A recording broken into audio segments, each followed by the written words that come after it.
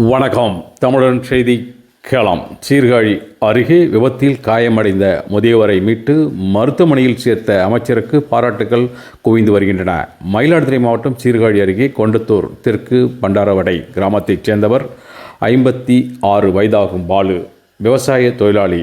இன்று இவர் சைக்கிளில் கதிராமங்கலம் கிராமத்திற்கு வந்துவிட்டு மீண்டும் ஊர் திரும்பிக் கொண்டிருந்தார். அப்போது கதிராமங்கலம் கடைவீதியில் அதிவேகமாக வந்த இருசக்கர வாகனம் பாலு மீது மோதியதில் படுகாயமடைந்தார். அப்போது அவ்வழியே வந்த பிற்படுத்தப்பட்ட நலத்துறை அமைச்சர் மெய்யநாதன் காரை நிறுத்தி காயமடைந்த பாலுவை ஆம்புலன்ஸ் வரும் வரை காத்திருக்க வேண்டாம் என கூறி பாலுவை உடனடியாக மீட்டு தன்னுடன் வந்த காரில் ஏற்றி சிகிச்சைக்காக மயிலாடுதுறை அரசு மருத்துவமனைக்கு அனுப்பி வைத்தார்.